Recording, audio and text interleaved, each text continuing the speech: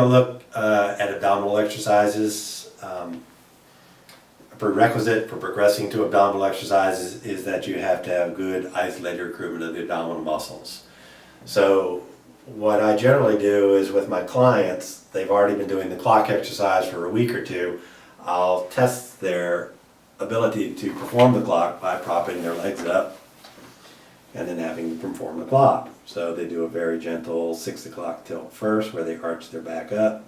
Most people are already pretty good at that. And then when he goes to 12, I want to see very good isolated abdominal muscles. So go ahead to 12, which he does. So he's keeping all of this nice and soft and relaxed. He's not engaging chest. He's not using diaphragmatic action.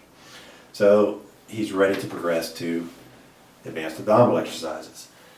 A simple exercise to do is going to be a modified version of a leg lift. So he's going to put his fingertips under the small of his back between the rib cage and the pelvis. So you don't want to be under the pelvis, not too high.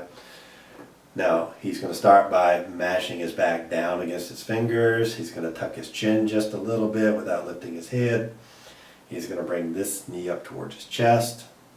Keep that there and bring the other knee up to the chest. Now, so I'm going to have him really push his back down against his fingers. This leg stays where it is. This one's going to drop towards the table. Not extending knee. He's going to touch his heel very lightly and come back up. That was excellent. And he drops down. Now, as he comes back up, this stays locked in place until this one comes up, lock in place, then drop. So he's maintaining very good control. He should feel some work in his abdominals. So you might do 3 sets of 10 or 12 touchdowns, or enough where you feel this get very fatigued. Now if he were dropping down and I noticed his back was coming off of his fingers, where he's losing control, he doesn't go that far. So I tell clients to only go as far as they can go while maintaining control. So if he gets part way down, he's feeling good work, he's not coming off his fingers, then that's what we'll have him do. But if he can get all the way down to the table, touch lightly and come back up, he's golden. He can do as many reps as he wants. To make it a little more advanced, he might straighten his leg out more. But again, you have to maintain that pressure, and so he can straighten his leg out as far as he wants as long as he's maintaining good control. What I don't want to have people do is a crunch or a sit-up where they pull their head and shoulders up, because that tends to that works a lot up here. It's using the deeper muscles between the ribs, it's using the chest muscles.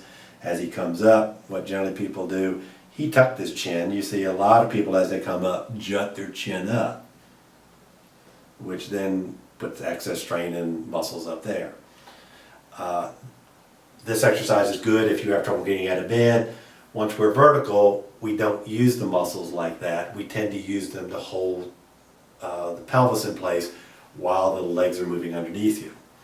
So if this exercise seems easy, there's a version of this we can do on the foam roller, which we will look at in our next segment.